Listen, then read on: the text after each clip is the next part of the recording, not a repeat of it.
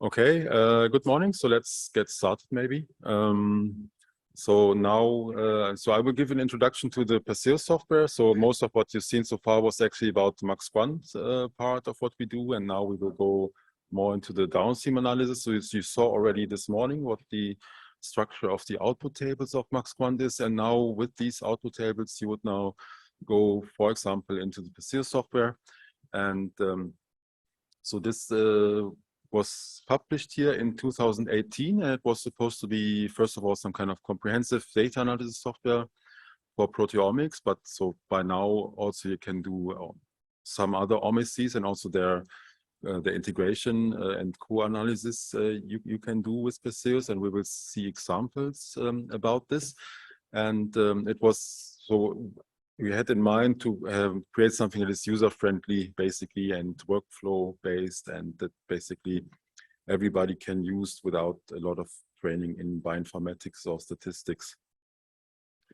So there are maybe two publications that that one could read to learn more about Perseus. So there is this. So this is annual reviews that I wrote with Pavel and Jan. So that's giving a nice broad overview over the downstream analysis, actually of the whole data analysis of the shotgun proteomics data. And there's also this book chapter here in Cancer of Research that I wrote together with Stefka that also gives you some ideas of how the workflow is working. But then, of course, you are here to not learn it from book or paper, but to learn it hands-on. And so that's what's going to happen in the remaining time of the workshop. So we are now here, and then you see then later today, there will be tutorials, starting with a very basic one, intermediate. Then, of course, there will be the highlight of the day, which is Paola Picotti's talk. So you will learn about plug-in programming, and tomorrow it will be then continued with the PtM analysis in Perseus, interactions, networks, and so on and so forth. So let's just briefly go through what are the standard analysis tools that are shipped with Perseus. So first of all, everything you need for expression proteomics. So starting with the pre-processing, normalization, imputation tools that you will see working. Then very important is tests for differential expression between groups of replicates. So for example, control group and some sort of treatment. So that's probably what you will do most frequently in proteomics data analysis.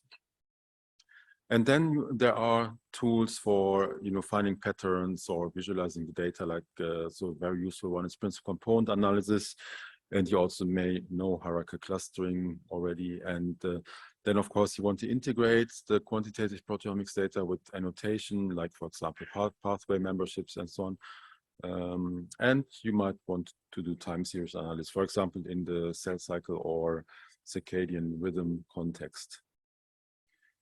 So then, so the next big area of application is then analyzing PtM data, so most notably phosphorylation data.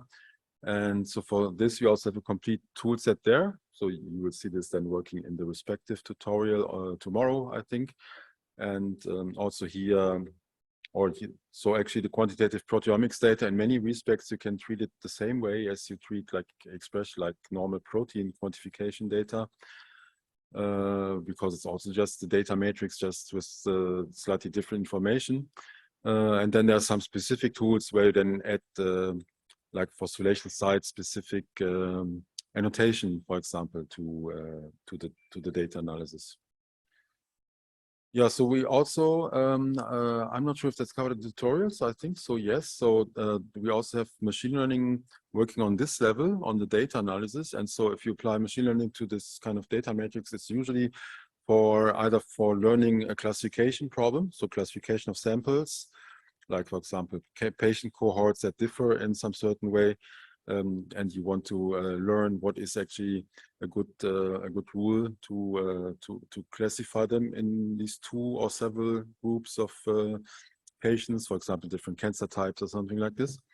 And you also want to find what is actually the predictive signature that you can use for doing the diagnosis or whatever you do with these samples.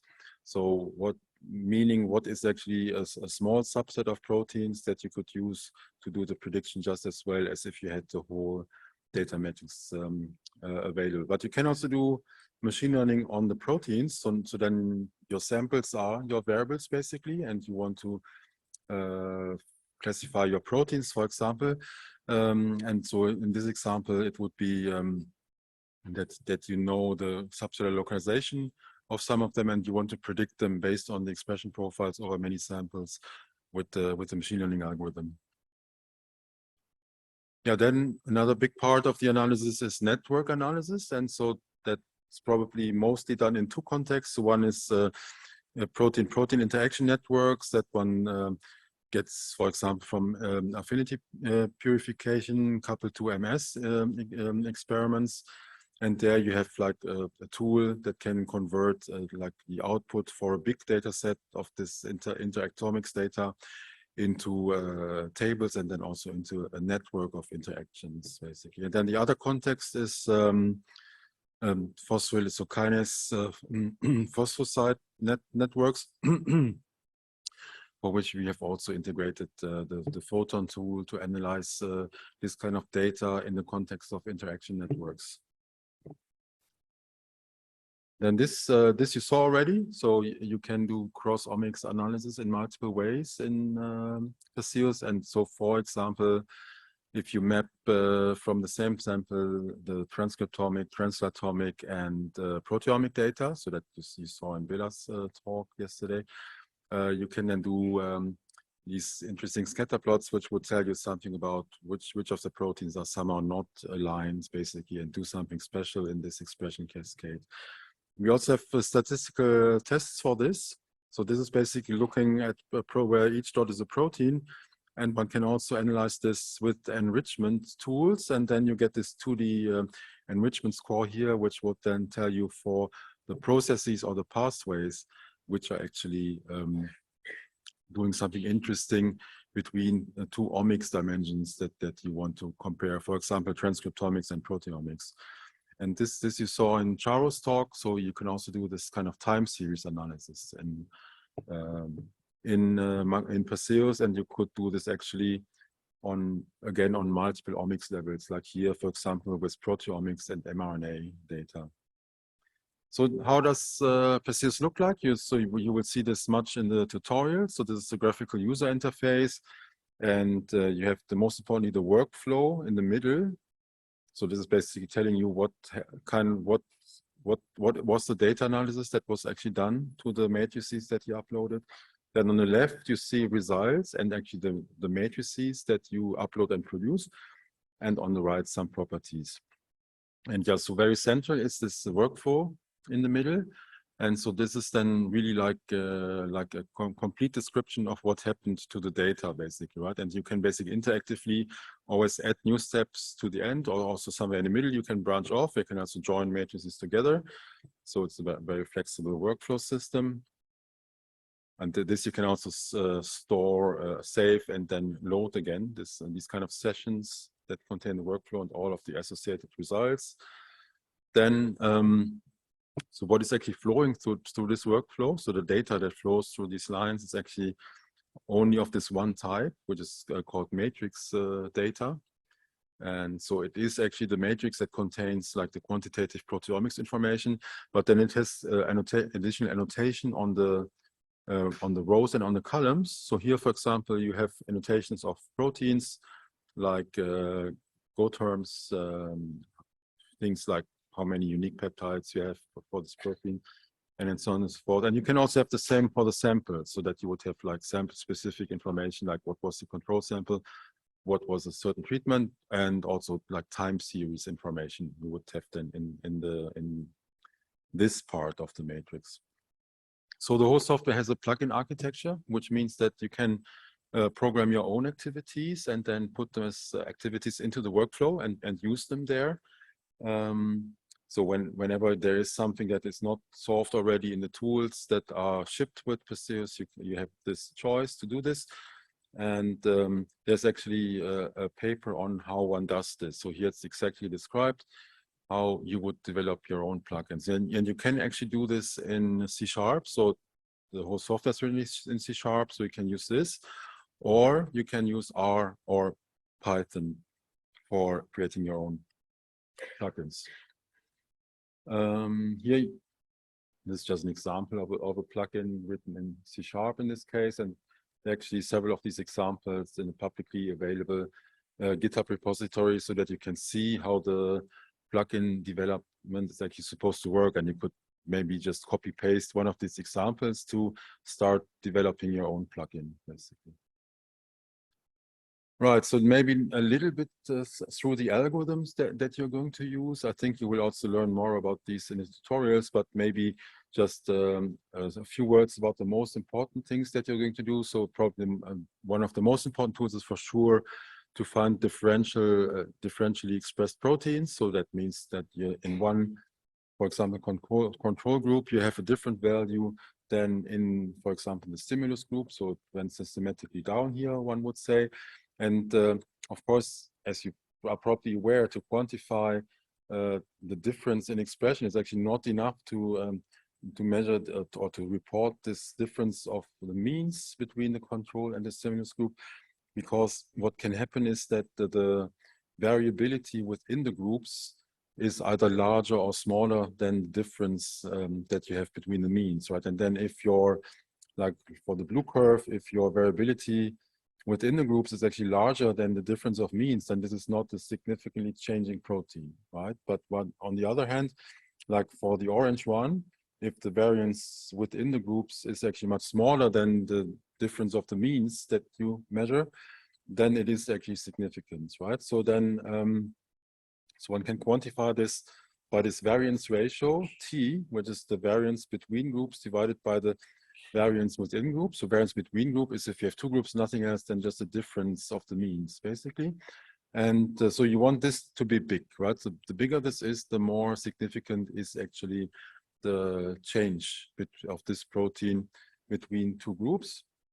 And one can calculate this then with the t-test statistics. So this is the t variable that you define from the variance ratio, and you actually can then calculate the p-value based on given the t, which tells you how likely is it actually to get a certain value of t just or higher just by chance, basically. So that's what the t-test p-value is, and so that's already a good thing to have the significance quantified per protein.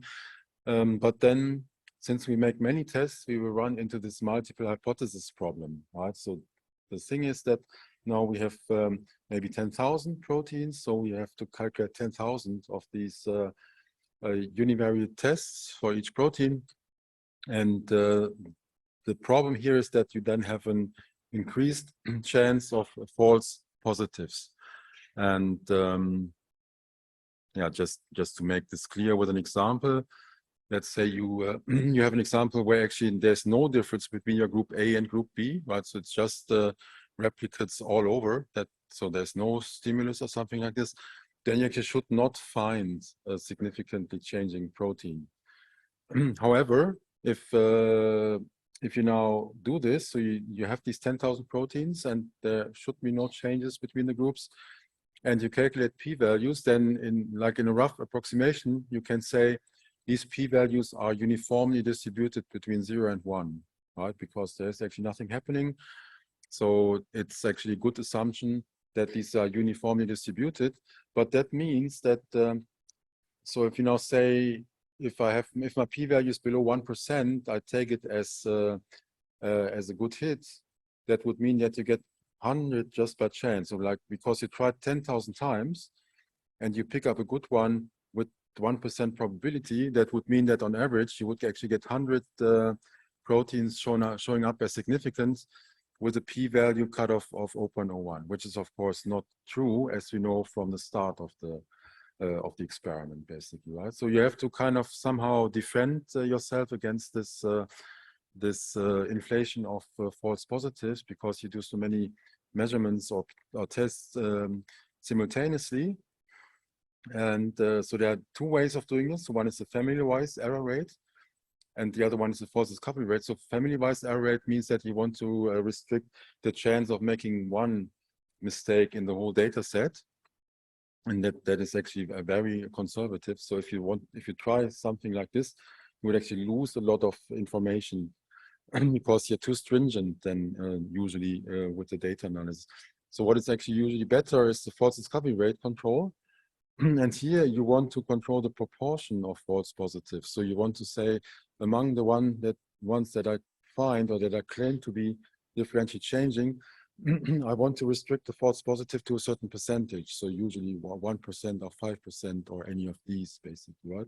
So this is more powerful way of doing this because I'm sorry, you have on the one hand a reduced number of false negatives, and on the other hand, you have a control over your false positive in a percentage kind of sense, basically. And so that's actually what we always do. So we always prefer to do the control of the false positive rate with the false discovery rate control. And examples for this method, it's so family-wise error rate is Bonferroni correction, is essentially just multiplying your p-values with the number of tests that you made, basically.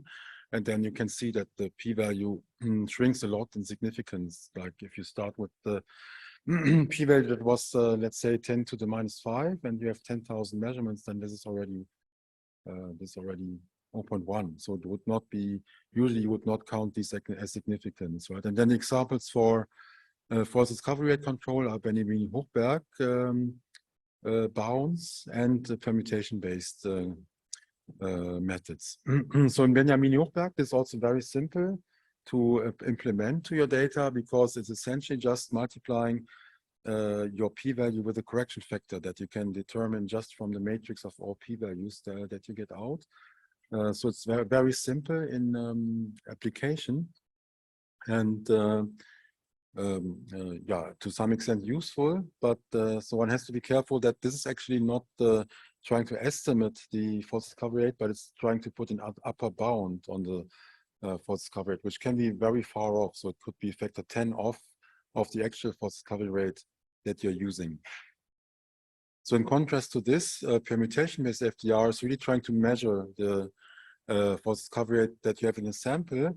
And the idea is very simple. It's actually quite similar, excuse me, quite similar to the to the target decoy method in proteomics, because let's say you have a certain experimental design with a control and a stimulus group.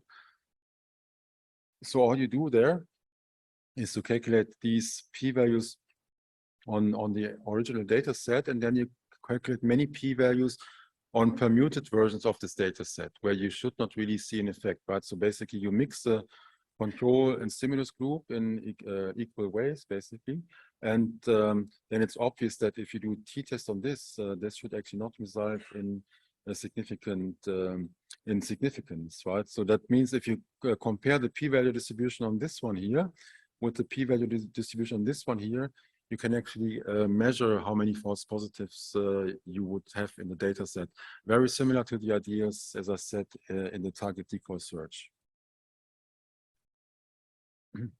Yeah, so then what do we actually use as a test? So I was showing you the ANOVA test, and so one likes to show these results often is so-called volcano plots, which is the like log difference between the groups against minus log p-value, right? So this is basically size of the effect on the horizontal axis and then significance of the effect on the vertical axis. And just applying a t-test and using some threshold on the p-value would correspond to a horizontal line. But often you also want to get the size of the effect accounted for. And so you can do this with, for example, this SAM method here, which just adds some artificial background variability to your t-test formula. And then you get significance curves that go like this, that at large effect size, you actually require less stringent p-value criteria, while at small effect size, you require higher p-value significance. Right, and then one can, for example, make enrichments of what you find here. So it's, for example, fatty acid metabolism enriched there. So you will see this in the tutorials, how this works. And so it's done with Fisher exact test. And we also have actually like so-called threshold-free methods for determining the significance. So what does threshold-free mean? So for Fisher exact test, you always had to select a line in the volcano plot and say what is right or what is outside is significant, what's inside is not significant. And with threshold-free methods, you actually don't need to specify a certain line of significance, but it's just looking for enrichment at the higher tail or at the lower tail of the distribution, basically, without putting a threshold on what is significant. Right, then you all know hierarchical clustering is probably the most popular method that's probably appearing in every paper as a figure somewhere, so you will see how that works. Principal component analysis. So this is essentially a tool that you can use to reduce the dimensionality of your data. So we have very high dimensional data, and this basically projects everything onto a very suitable two-dimensional view of your data, so that you can have a look what's going on if you see some kind of split of groups of samples and so on. For this is very useful. So you will also see this in the tutorials. And then you will also see this two-dimensional annotation enrichment. So we saw this already before. So this is when you compare two omics dimensions, transcriptomics and proteomics. So this would tell you basically, depending on where the score is in this diagram, if for a certain pathway things are happening together on the transcriptome and proteome, or if they're happening only in one of the dimensions. Right? So it's very useful for making sense out of your multi-omics data. So you just see an example for that. And then we already mentioned machine learning, which is mostly used actually on the samples, and that's then usually for patient classification when your samples are derived from patients. And so I think, yeah, so support vector machine is one of the tools here. So I think it's actually most useful that we keep this short here, this introduction, and then have more time for the tutorials that are coming today. But so maybe you already have some questions here. Thank you.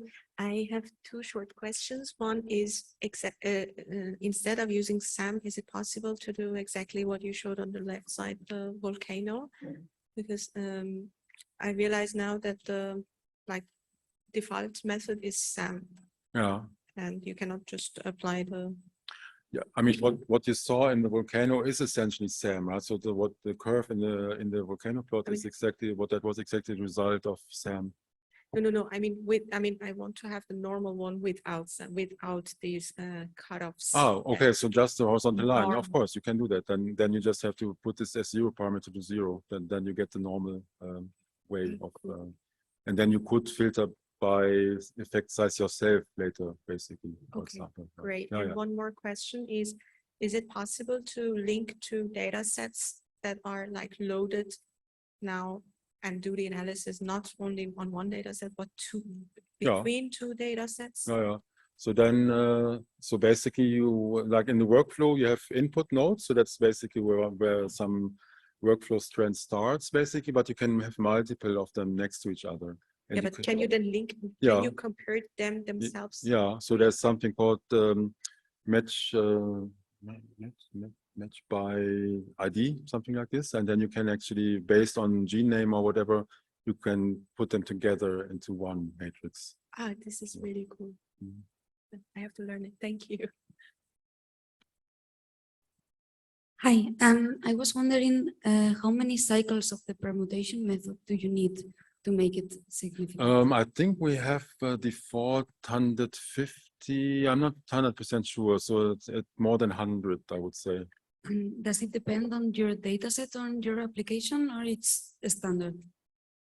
So we have just one fixed value there, but I think that's it. I think the number is not depending so much on the database, on the data set, because it's more like, I mean, you want to basically calculate this this 1% somehow, right? And then to calculate something that is 1% with some correctness, you need more than 100 times sampling, basically. But the more the better in principle, but then of course it takes longer linearly with more sampling. Okay, thank you. Hi. So I was wondering if I have two groups, control and stimulus, as you showed, and I'm only interested in, let's say, the transmembrane proteins. Would you recommend that we filter out the transmembrane proteins first and then do a comparison? Or is it always better to? Yeah, you could. I mean, but that you would actually reduce from the beginning the multiple hypothesis problem, right? So if it's totally clear that you're only interested in transmembrane, then you could do this, yes. Yeah. Okay. Thanks.